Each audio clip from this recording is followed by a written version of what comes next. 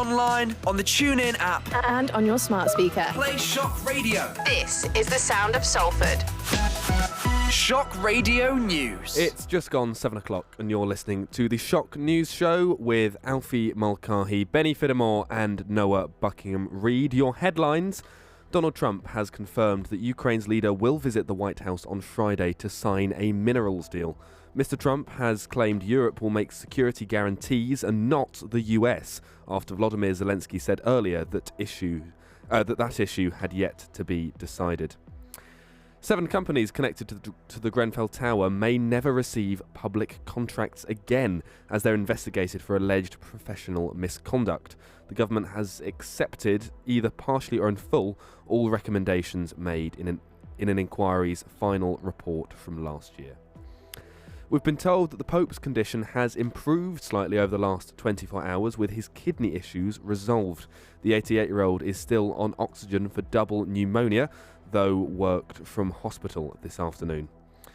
The boss of BP has told investors that oil and gas will be needed for decades to come, as he announced a drastic pullback from green energy. The oil giant announced it's to slash spending on net zero transition by almost £4 billion a year.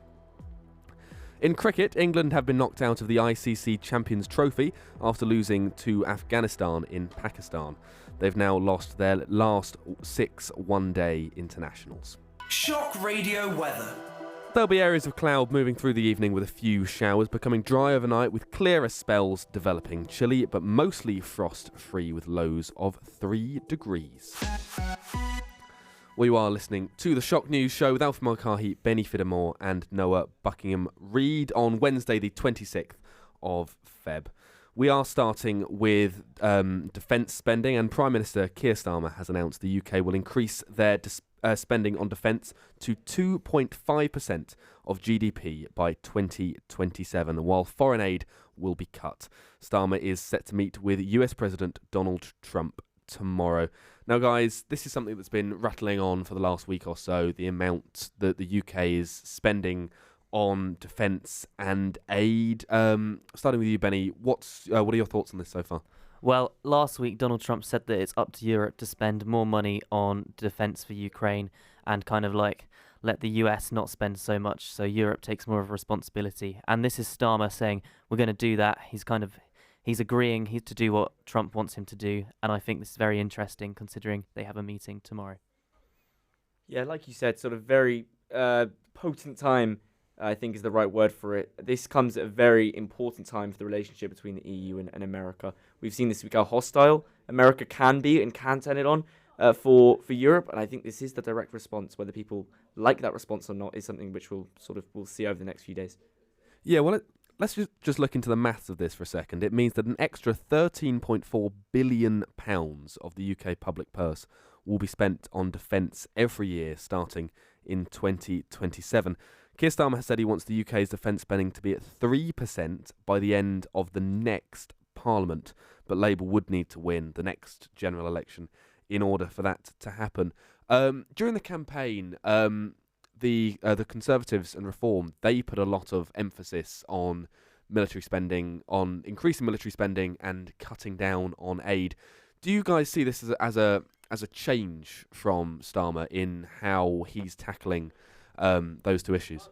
He's clearly under pressure, I think, because obviously since he's come into power, he's had so many challenges to deal with. I mean, the cutting of the winter fuel allowance, the cost of living crisis continuing, and other controversies surrounding the Chancellor.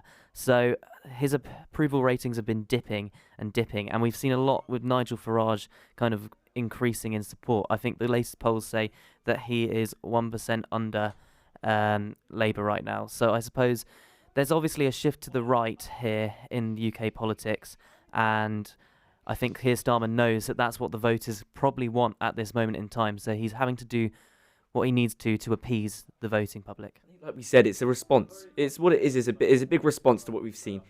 Is it going to be a seen perhaps as a turn back on a manifesto pledge? Yes, potentially, but it's not the first time they've done it. I think this could set a precedent. They are a government of pragmatism, something which the Conservatives set this idea of Parliament being a pragmatic body and Labour are now sort of embodying that in government. What this defence spending is a quite a significant increase, but one that actually could unite more of the voting base and the parties in Parliament. But again, that response isn't fully clear yet. You know that we've got different parties claiming credit, saying that they floated the idea, saying that Labour have gone back on promises. But I think on a base level that there will be general agreement this is the right move. It is a big step up, but it's one that I think has been waiting to happen at least for a while now. And I think another way of looking at it is that Donald Trump has come into power. That has changed the international scene quite a lot. And this is just Keir Starmer's way of coping with that, of changing tact a bit in order to better line up with with his new partner in the US. He said that he wants the UK to set an example for the rest of Europe as a strong leader of NATO. Let's hear Keir Starmer. This investment means that the UK will strengthen its position as a leader in NATO and in the collective defence of our continent, and we should welcome that role. It is good for our national security. Yeah, so last year the UK spent £53.9 billion on defence, and the move today has been praised by US Defence Secretary Pete Hegseth, who called it a strong step from an enduring partner. Charities, however, have been stunned by that aid cut. Save the Children have called it a betrayal of the world's most vulnerable children and the UK's national interest. Do you think this sort of makes Britain look a bit less like one of the good guys? Right. I think this is something which UK government have perhaps been guilty of for a long time, including under the Conservatives, is that we just do what America does, but a little bit smaller. Just take what the messaging is, what the policy direction is, and just make it a little bit smaller. There is a protection of the special relationship, of course, or the termed special relationship. But also, it's sort of an appeasement of the ideas that happens over there. And as those ideas become increasingly more radical or more anti our other allies, I think it could potentially push us away from our European allies, and that could be one of the big concerns. But also, as you mentioned in there, that this big increase in defence spending has led to a big cut in international aid. This is, again, maybe a uniter for some parties, that defence spending is going to go up, but it follows in the lead of what's happening in America. And I think one of the key messages coming out when US aid was cut, and we discussed that when it happened a couple of weeks ago, when that was cut, I think people were concerned who's going to follow suit. And of course, it's Britain who comes in and takes the bait on that a little bit. We know we have this meeting with Trump tomorrow. Is this an appeasement of Trump at this point? I think that could be the big concern. Well, we've had a lot of Labour MPs who've been criticising this move, including Sarah Champion. She's the chair of the International Affairs Select Committee, and she's calling on the government to rethink that announcement. The timing would be ideal if he wanted to go to Trump and make a commitment to the defence budget going up. We have to remember that Donald Trump has cut the aid that America gives to the poorest in the world as well. There does seem to be a bit of synergy and a bit more than a coincidence. And Benny, we've seen Kemi Badenoch. She's been praising this move. Whenever there's an election, we get lots of sort of rhetoric of people saying they're all the same. Do you think this is another reason as to why that is might well be true? I think you're definitely getting onto something there, because when you look at Conservatives and Labour, you often think Conservatives more defence spending, more public welfare cuts or foreign aid cuts. But actually, we're now looking at Labour doing things that we would have expected the Conservatives to do. So yeah, you're probably right in the sense that they kind of just meet together at the same sort of line, and what we're seeing is a very similar sort of policies that I reckon we would have had we had a Tory victory at the last election. I think Labour have lived off this idea of them being the party of international diplomacy and international use of soft power and international aid. What this is a move towards what we've seen in Conservative policy, which is a move to this hard power where money is funneled straight into defence, straight into countries and straight into our own defence and our own build-up of our military. It's quite a stark transition for a Labour Party, which I think has been so dominant in the way that they've looked at things, and that has been a key sort of difference between these two parties. And we can now look at them and call them the same, but that is increasingly becoming true when they adopt Conservative policy like this. Well, whilst Kemi Badenoch has been supportive of the overall move, she has told Policy Exchange, so that's a think tank, that the government needs to find a way to spend more and sooner. We also know that our economy cannot support it. When I was in Cabinet, we talked about getting to 3% and we couldn't make the numbers work. So if we're going to do this, let's start looking at welfare. In the short term, we can repurpose development aid, for example. Yeah, so Keir Starmer will be travelling to the White House where he'll meet with Trump tomorrow. They've met before, but it's the first time that the Prime Minister will be meeting Donald Trump since he won the 2024 presidential election. Starmer is the sixth leader to visit the White House since Donald Trump became president. Do you think this kind of symbolises the UK is stepping back in America's list of priorities? We saw Benjamin Netanyahu get one of those top spots after his inauguration, which is normally given to America's strongest and oldest allies. Do you think we're falling down the pecking order there? Potentially. And the thing is, what Trump made crystal clear last week in that massive tweet that he put out was that between America and Europe, there's this great big ocean, the Atlantic. And I think clearly what we're seeing is the Biden administration backed Ukraine so much, like with weapons, with financial aid, massive backers. You come in and see this almost complete flip under Trump. And I think it just shows that nobody is kind of safe in terms of being an ally in this administration. If you annoy the US, don't do what they want, then they're more happy now than they would have been under Biden to just turn their back on you. So I think it is interesting that the UK has kind of fallen down the pecking order a little bit, but maybe it's also because if we are agreeing to do what we're doing, increasing our defence spending, maybe Trump doesn't see it as a priority to be speaking to us and threatening us because we are kind of just playing along with what he wants at the minute. I think potentially we've had up and downs in the relationship. We haven't really had the radical sort of leader which America currently have in. What this leads to us having a decision now is whether we want to step into that sort of radical politics and follow that sort of line, or whether we understand that this is actually not the whole world order changing. This is not the tectonic plates of geopolitics changing. Whether this is actually just a 4-year blip in what is a long-term relationship. And if Starmer can see that and see out this relationship, then maybe that is what his intention is. Yeah, well, US President Emmanuel Macron visited Trump a few days ago. Zelensky is expected to visit on Friday.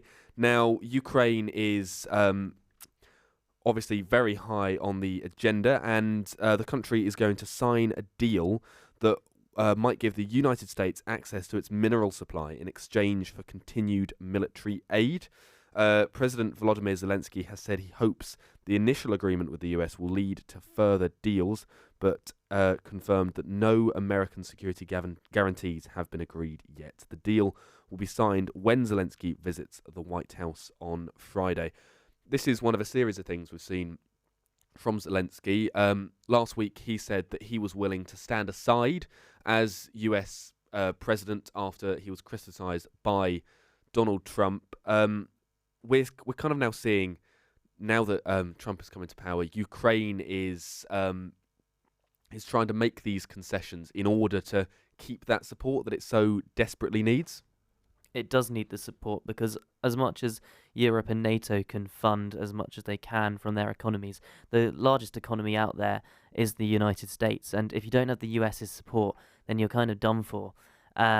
So I think it's clear that Zelensky's main priority has to be keeping America on side, because otherwise they won't win this war. And if it means having to do a deal like this, giving up what could be quite a lot of their raw materials, then it's probably what he sees it has to be done, because otherwise it will be concede defeat, and that would have massive repercussions. I do want to come back on that a little bit, because I think where the US stands in this Ukraine, it shouldn't be underestimated. I think we can easily, every conversation becomes a Trump-orientated conversation. We can almost talk about anything and bring it back to America. But I think Europe plays as much of a role. We can fall into the Trump rhetoric where people believe that US has spent more than Europe.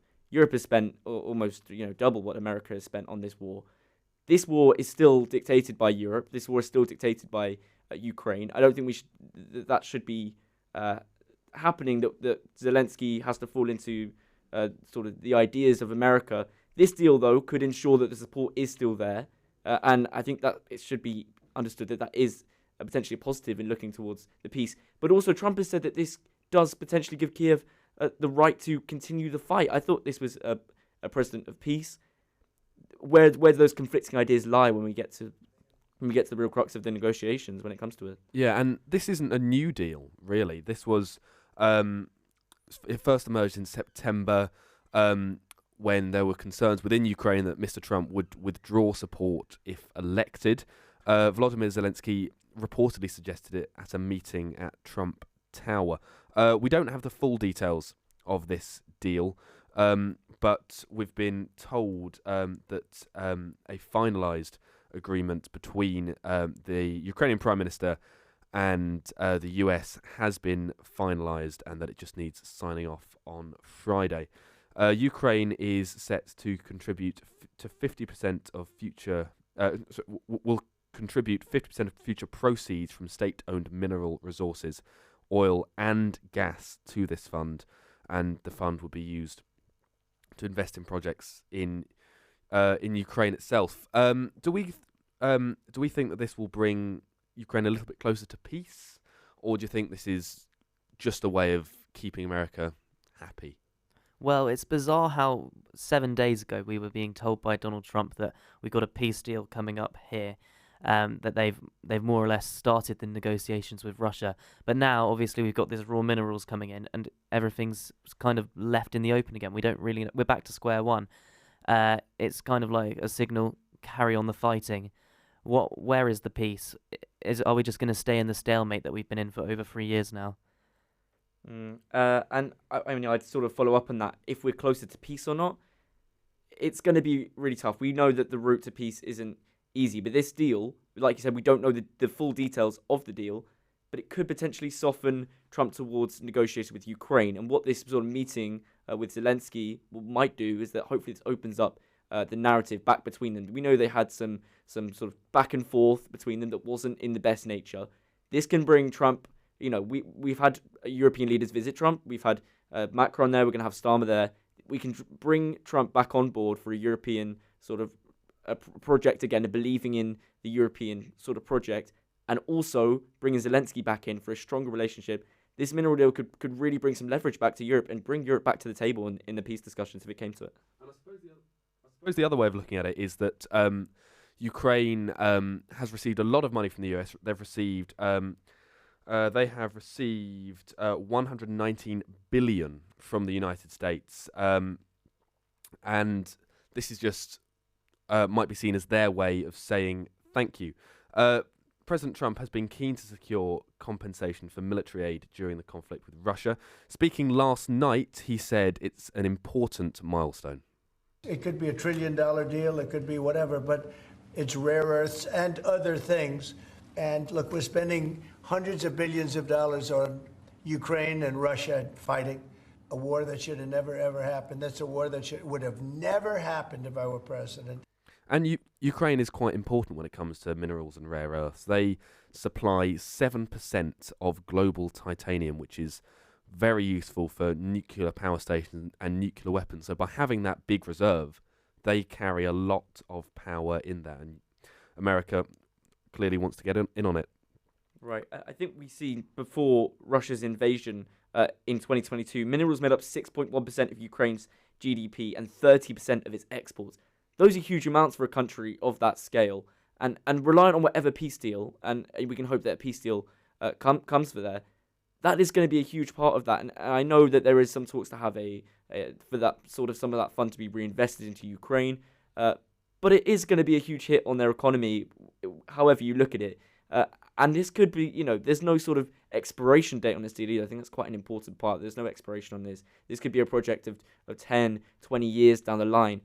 What Trump is doing, potentially, is using the leverage of this moment to sort of take away something from Ukraine for many years down the line. I'm not sure whether that's the type of thing we want in Europe, but I think it's going to be used as leverage from Trump. and I'm not sure the European leaders will be able to dispute it because it looks so positive for Zelensky's Ukraine. The question is how, if Ukraine do eventually win in some sort of peace deal, if they're not got the raw materials that their economy relies on, how long can they stay a sovereign country after that? That's the question I'd be asking. I think it does weaken them. I think you can tell that would weaken them. Yeah, absolutely. And it's been estimated that 5% of the world's critical raw materials are inside of Ukraine. And Volodymyr Zelensky has said one of his biggest concerns is protection against further Russian aggression, and this has been addressed. Even in the framework agreement, I really wanted at least a sentence that mentions Ukraine's security guarantees. And as far as I've been informed by government officials, this is there now. Now, we've mentioned titanium and other rare earths, but Donald Trump hasn't been clear yet about which minerals he wants from Ukraine, and there are far greater supplies of lithium, graphite and titanium elsewhere, including in the US itself. Monday evening, Putin told state television that he was ready to offer resources to American partners in joint projects, including mining in Russia's new territories of Ukraine. So this is a sort of match between Russia and Ukraine going, oh, I can offer you these resources, but I can offer you these ones. They are fighting on the battleground, but they're also fighting for American attention, really. It definitely shows that there is no certain ally of the US now, and that both of them are begging for US support. And I think, this response from Putin just shows it's his way of trying to shut it down. Because I think after last week, he's probably got a lot of hope that he can now team up a bit with Trump after what was said last week. So, carry on that, trying to keep on that momentum. Yeah, I do wonder if there will be concern from the Putin side about how far this relationship between Ukraine and the US goes, and essentially the US and Europe goes in negotiating this deal. We know that now Ukraine has a leverage, perhaps as a foot to stand on here, in the way that Trump is. And we know he's got perhaps a close relationship with Putin and has this open dialogue. But with leverage, I think Trump runs America. He aims to run it as a business. Businesses are for profit. That's his experience. That's his life experience. And the way that he'll negotiate deals will be perhaps less on personal rapport and more on, okay, if I can have this or you can have this, what can you give me back, right? And this is what Ukraine have offered, and this looks to be for Trump a very enticing deal. Well, this is something that we'll have to keep an eye on over the next weeks as we're dealing with a slightly different world order than we've been used to. We're going to head a bit closer to home now and talk about the tram crash in Manchester earlier this week. 3-year-old girl Louisa Palmisano died over the weekend when a tram collided with a van in Manchester city centre. After colliding with the tram on Saturday morning, the van ended up on the pavement where it hit the girl. She was given emergency treatment by first responders and then taken to hospital where she died from her injuries. 2 air ambulance crews also rushed to the scene after the crash, which happened just before 10 o'clock.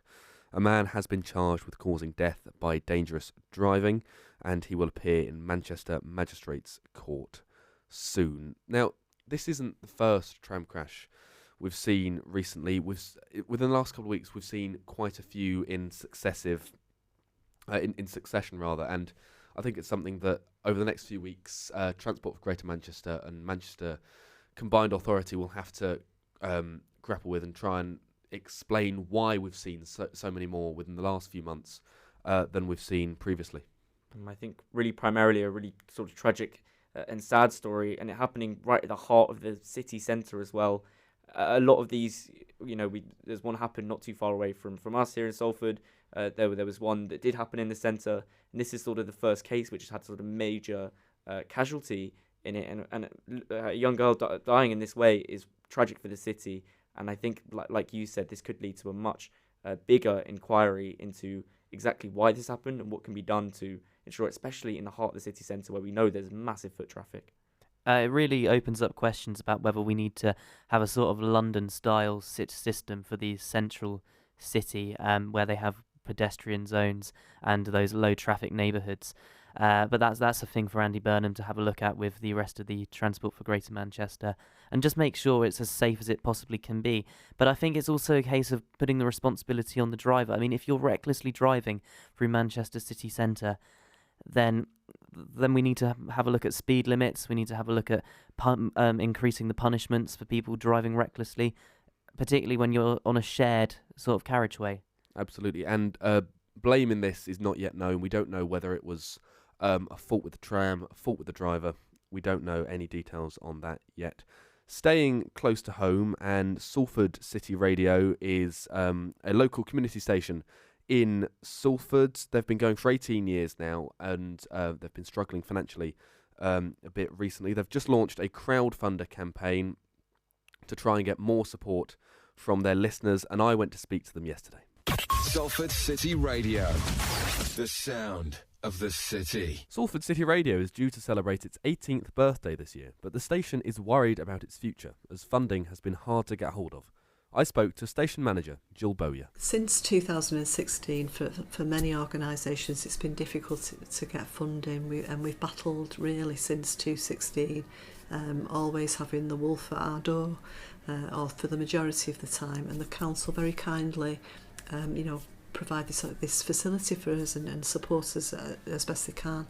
But we need finances to pay for running costs, for salary and for licence fees. At the moment things are particularly bad. They have been really since the summertime. If we don't get funding, there's a very real risk that this station will close. Over its history, the station has been championing local causes and projects, including their recent hate crime awareness campaign.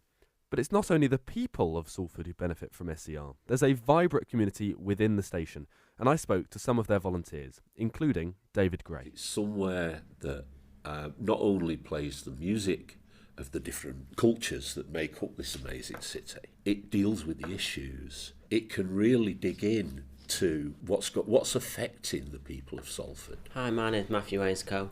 To me, Salford City Radio is one of the best places on earth.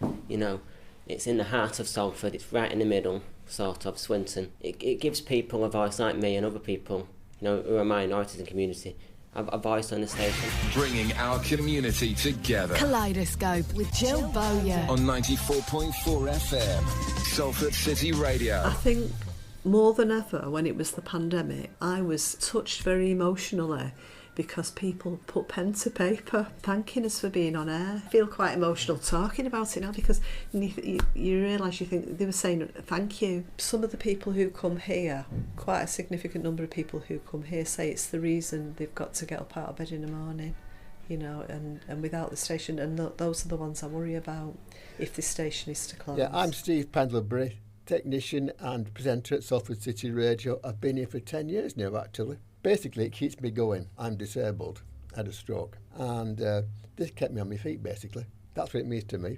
My name's Alan Shawkes. I've been a volunteer at Salford City Radio for possibly about 14 years now. It's for the community that we're here for, and also ourselves.